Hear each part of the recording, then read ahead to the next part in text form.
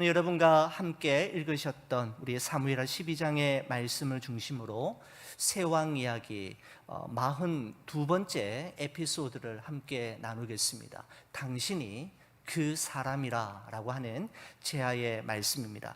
다윗이 경험한 인생 최대의 위기는 그가 목동으로 양을 지킬 때 사자와 곰과 싸울 때가 아니었습니다. 블레셋의 용장 골리앗과 싸울 때도 아니었고, 사울 왕의 추격을 피해 광야에서 도망자로 지낼 때도, 대적자들에 의해 겹겹이 포위당했을 때도 아니었습니다.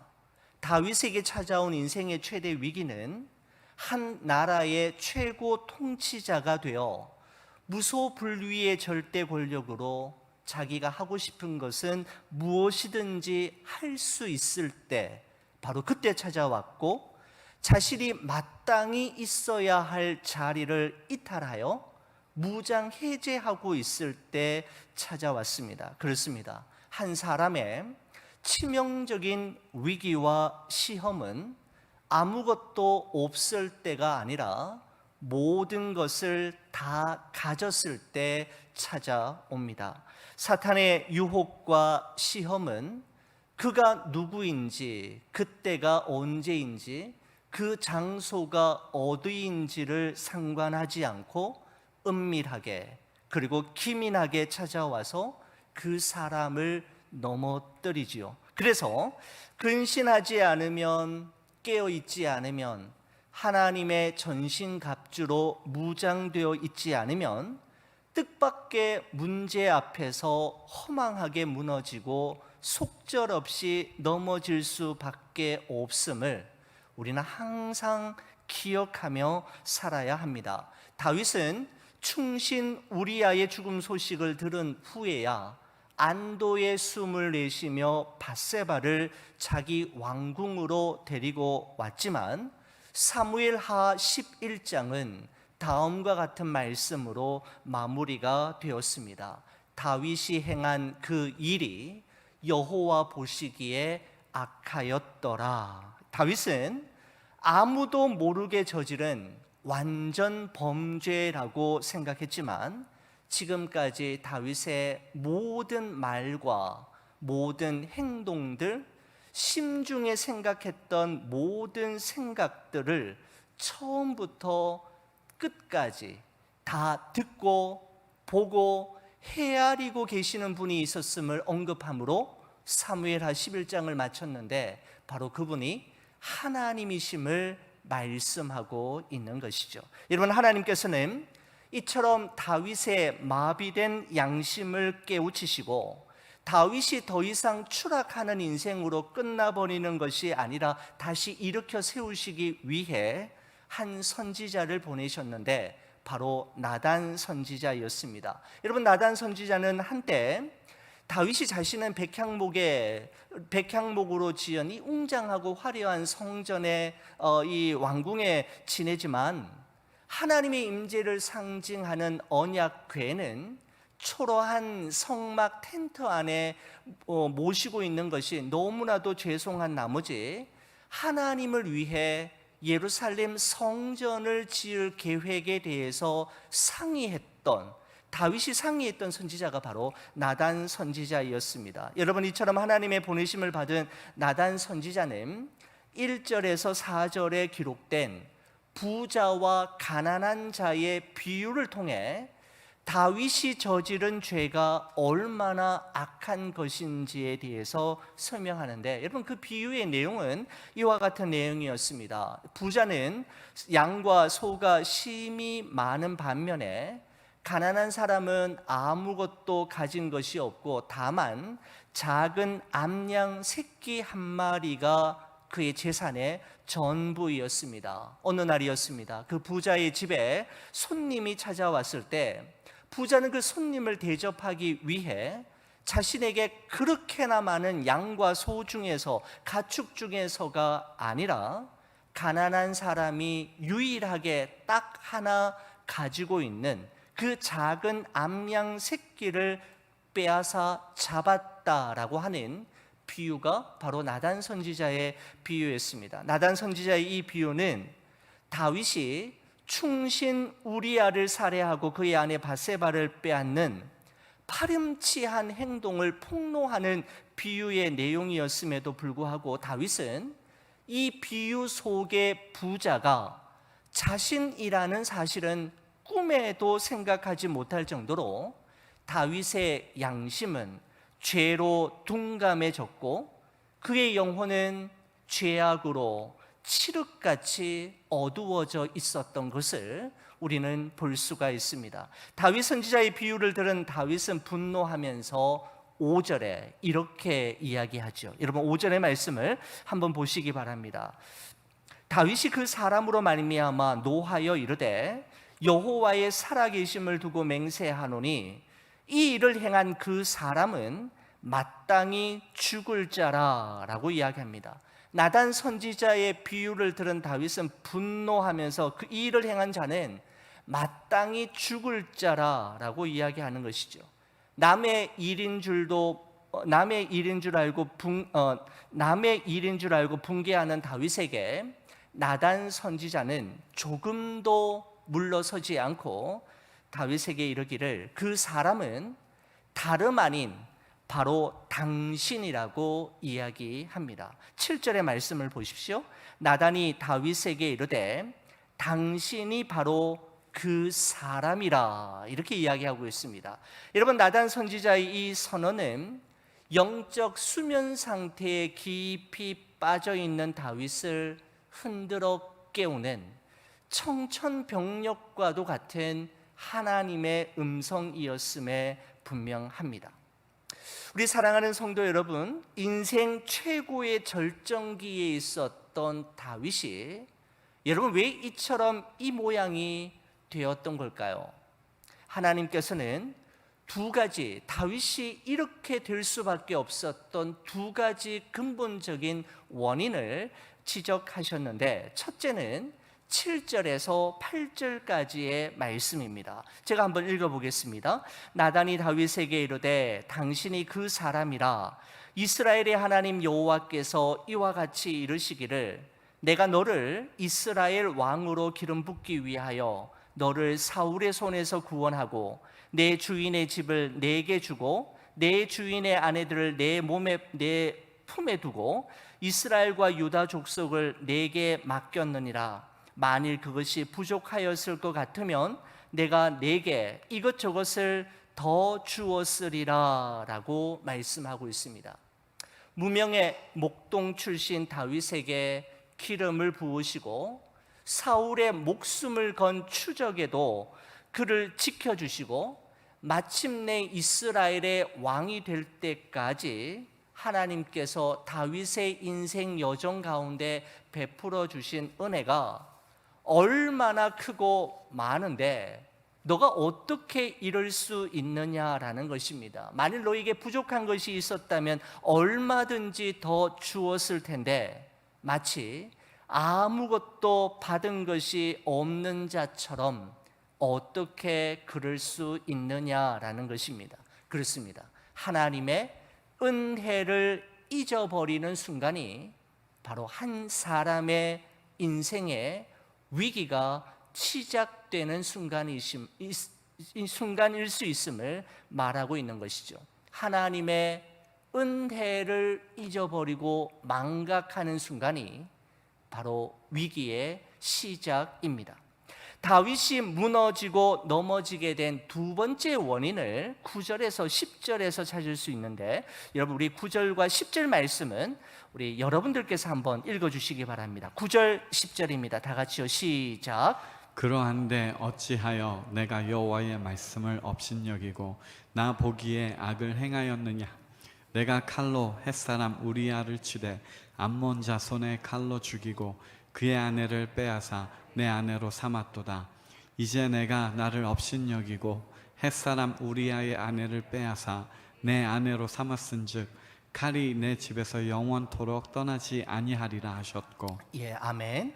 여러분 하나님을 경외하고 하나님을 범사에 인정하며 살았던 다윗이 한순간에 살인하지 말라는 제6계명과 간음하지 말라는 제7계명, 도적질하지 말라는 제8계명과 거짓 증거하지 말라는 제9계명, 그리고 내 이웃의 집을 탐하지 말라라고 하는 10계명을 한꺼번에 모두 어긴 것은 다윗의 충동적인 행동의 결과이기도 하지만 하나님께서는 보다 근본적으로 다윗이 하나님을 업신여기고 하나님의 말씀을 업신여긴 결과로 보신 것을 알 수가 있습니다. 여러분, 이 말은 사실 사울 왕도 들었던 말입니다. 사울 왕이 하나님께서 완전히 진멸하라는 아말렉을 다 멸하지 않고 남겨두었을 때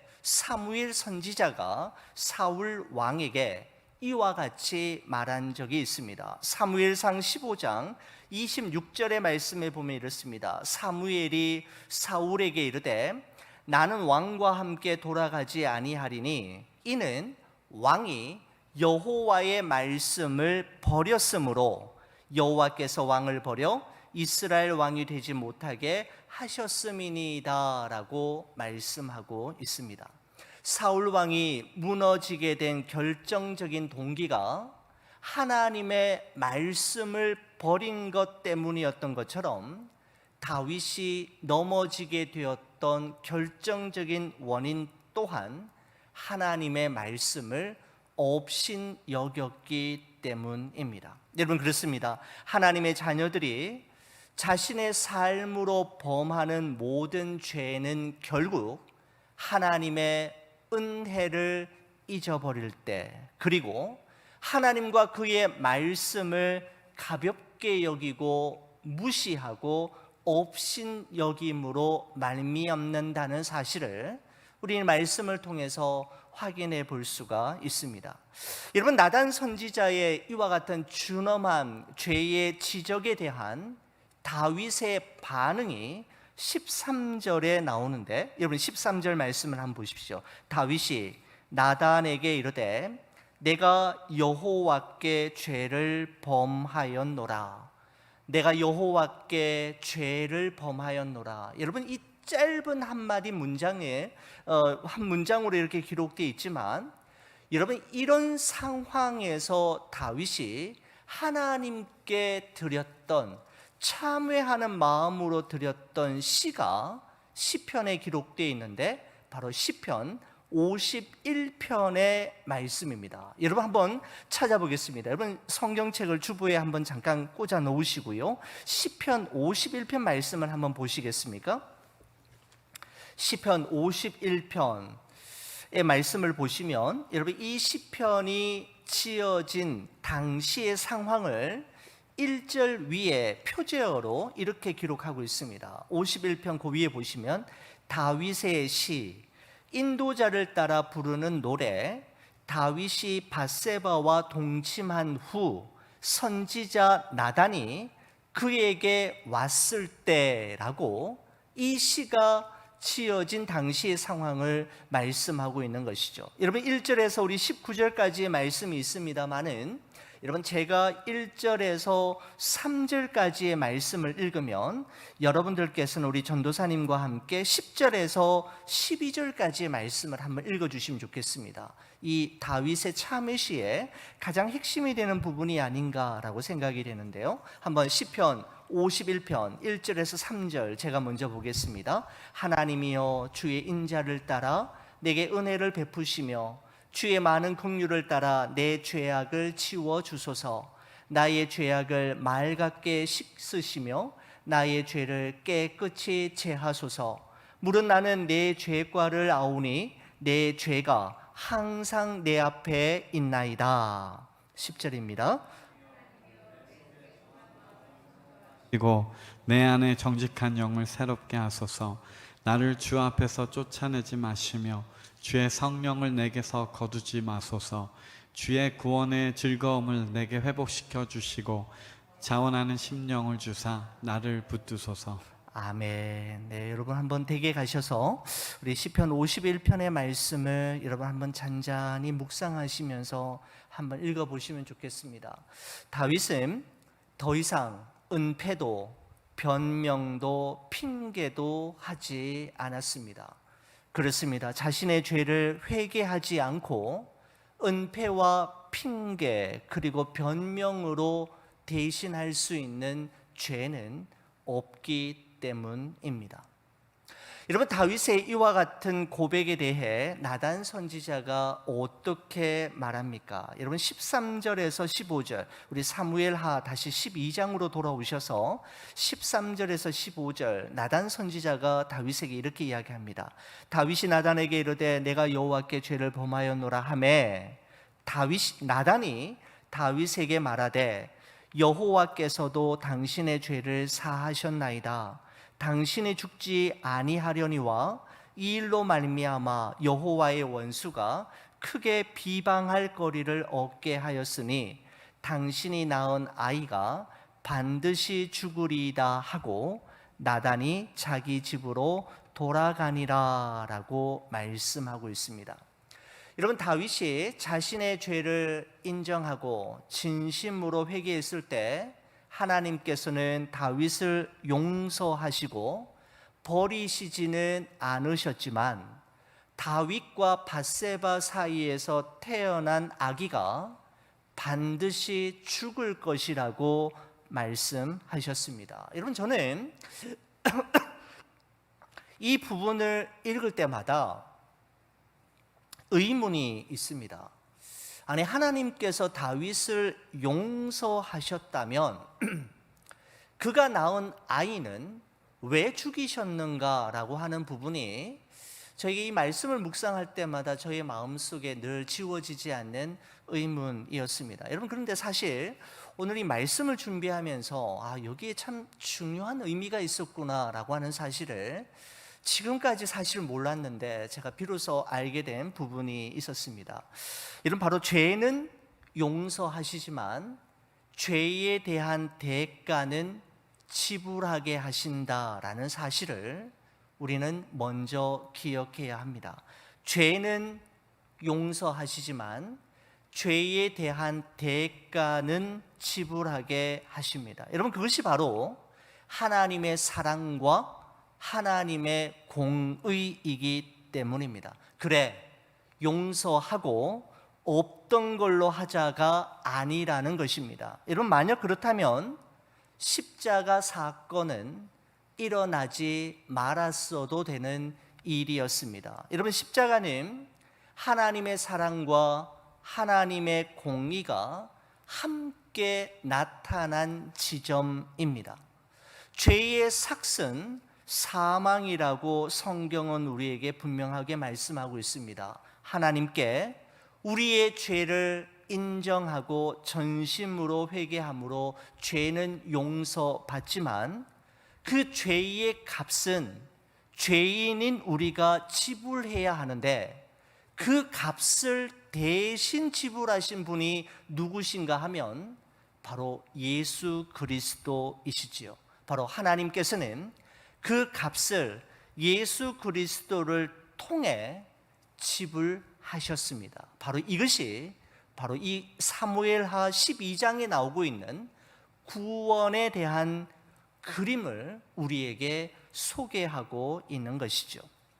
여러분, 다윗은 진정한 회개를 통하여 죄 용서를 받았지만 자신이 지은 죄의 책임에서 벗어날 수는 없었습니다. 나단 선지자가 돌아가자마자 다윗이 밧세바를 통해 낳은 아이가 시름시름 앓기 시작했고 다윗은 그 죽어가는 아이를 살리기 위해 사력을 다해 기도하지요. 16절과 17절입니다. 다윗이 그 아이를 위하여 하나님께 간구하되 다윗이 금식하고 안에 들어가서 밤새도록 땅에 엎드렸으니 그 집에 늙은 자들이 그 곁에 서서 다윗을 땅에서 일으키려 하되 왕이 듣지 아니하고 그들과 더불어 먹지도 아니하더라라고 말씀하고 있습니다. 이 아이의 운명에 대해 이미 알고 있었지만 다윗은 왕이기 이전에 아비이었기에 그 아이를 포기할 수 없었습니다. 하지만 다윗이 사력을 다해 금식하고 기도했음에도 불구하고 18절 초반부에 보시면 1회 만에 7일 만이죠. 7일 만에 그 아이가 죽으니라 라고 말씀하고 있습니다. 다윗은 무소불위의 절대 권력으로 자신의 마음만 먹으면 무슨 일이든지 원하는 대로 다 할 수 있는 힘과 권력을 지닌 왕이었지만 자신이 절대로 거역할 수 없는 존재가 있음을 그는 이 사건을 통해 뼈저리게 깨닫게 되었을 것입니다. 바로 그분은 여호와 하나님이라는 사실입니다. 여러분, 기도는 내가 간절히 원하는 바를 요청하는 것이지만 그 기도에 대해 어떻게 응답해 주시는가에 대한 여부는 전적으로 하나님의 손에 달려 있습니다. 여러분, 그렇습니다. 반드시 기억해야 하지요. 기도는 나의 뜻을 하나님께 끝까지 관철시키기 위한 떼씀이나 애씀이 아니라 하나님의 뜻과 결정을 나의 뜻에 맞추는, 그리고 순종하는 과정이 바로 기도입니다. 하나님의 뜻과 결정에 나의 뜻을 맞추고 순복하고 굴종하는 것이 바로 기도의 여정인 것이죠.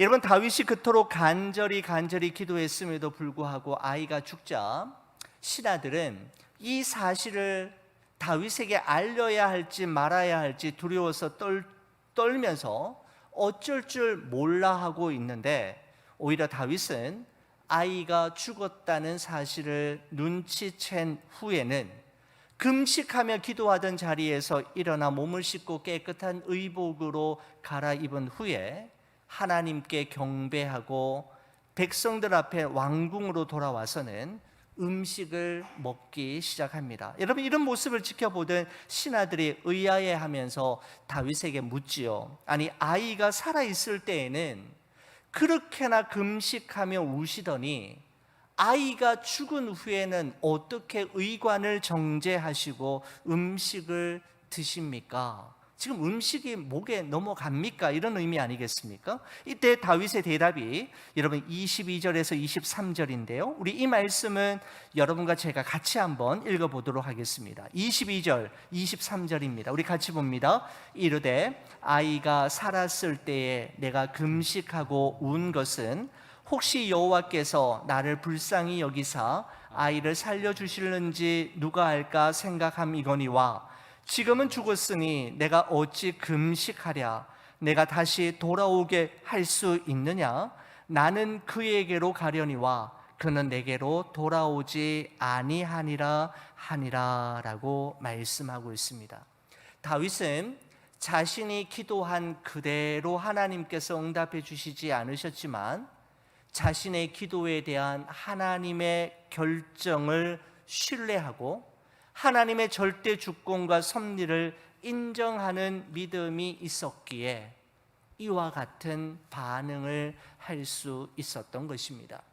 다윗은 눈물을 흘려야 할 때와 눈물을 거두어야 할 때, 엎드려 기도할 때와 일어나 행동할 때를 분별할 줄 아는 사람이었습니다. 다윗은 넘어짐을 통해 다시 일어서는 법을 조금씩 배워가고 있었던 것이죠. 여러분과 저도 얼마든지 실수할 수 있고 잘못할 수 있으며 넘어진 곳에서 또다시 넘어질 수 있습니다. 여러분, 그래서 넘어지지 않는 법을 배우는 것도 중요하겠지만 그것보다 더 중요한 것은 넘어졌을 때 다시 일어서는 법을 배우는 것이 훨씬 더 중요하다라는 생각을 해보게 됩니다. 잠언 24장 16절에 이런 말씀이 있죠. 우리 이 말씀 같이 한번 읽어보겠습니다.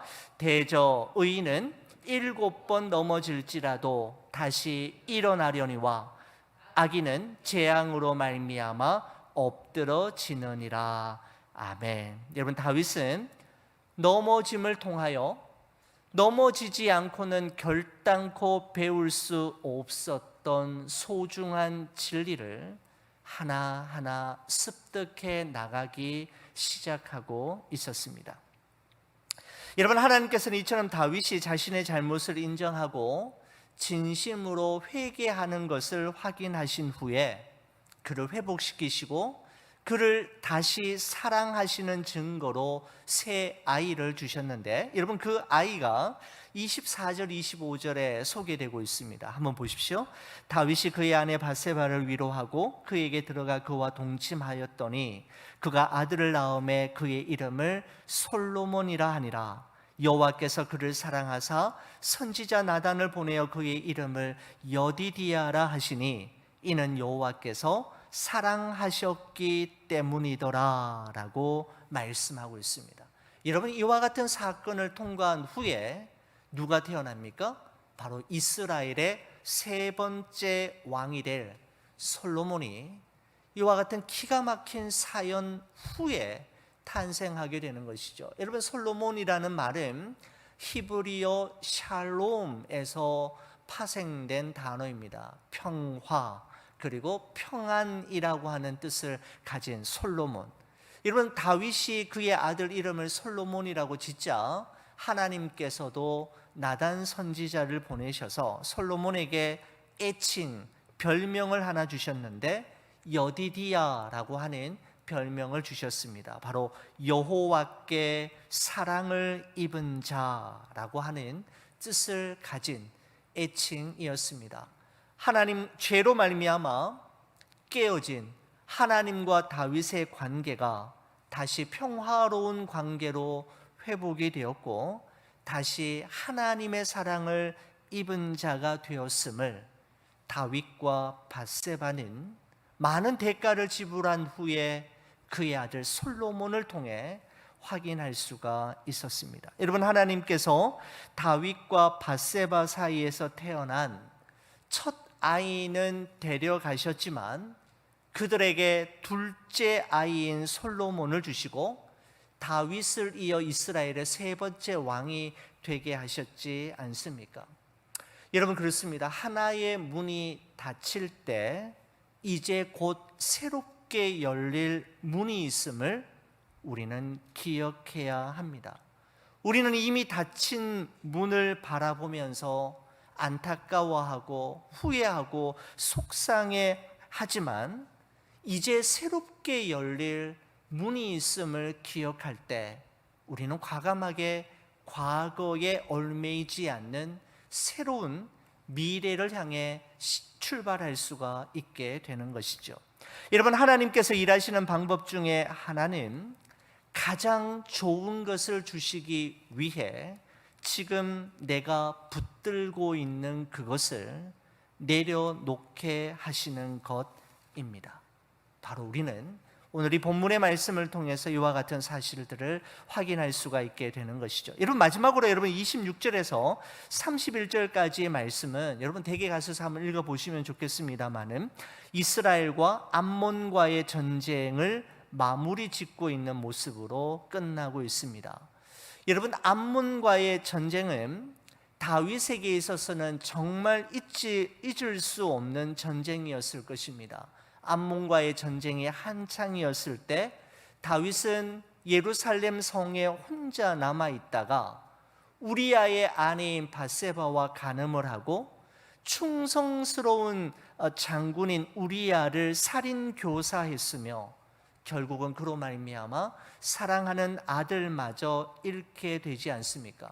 여러분, 이 모든 일들은 다윗이 왕으로서 마땅히 있어야 할 자리, 자신이 반드시 지켜내야 할 자리를 이탈함으로 말미암아 시작된 일이었지 않습니까? 여러분, 만약에 다윗이 그날 예루살렘 성에 홀로 남아 있지 않고 암몬과의 전쟁터에 출전했다면 다윗의 인생이 또 어떻게 달라졌을는지 우리는 알 수가 없습니다.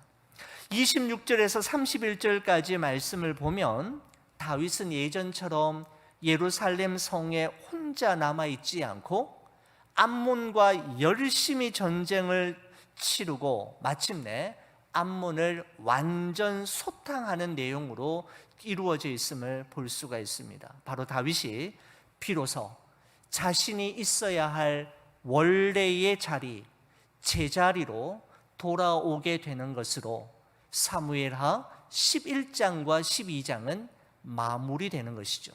다윗이 자신의 자리를 떠남으로 일어난 사건이 자신이 있어야 할 제자리로 돌아옴으로 평화롭게 마무리되는 아주 상징적인 모습을 보여주고 있는 것입니다.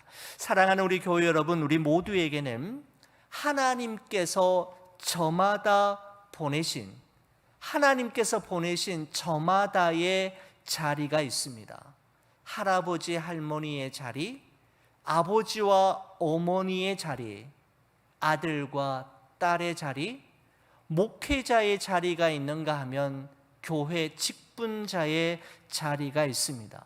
여러분, 이 모든 자리는 내가 거머쥔 자리, 내가 획득한 자리가 아니라 하나님께서 허락하신 소중한 자리이고, 그 자리에 마다에는 소명이 있다는 사실을 우리는 반드시 기억해야 합니다.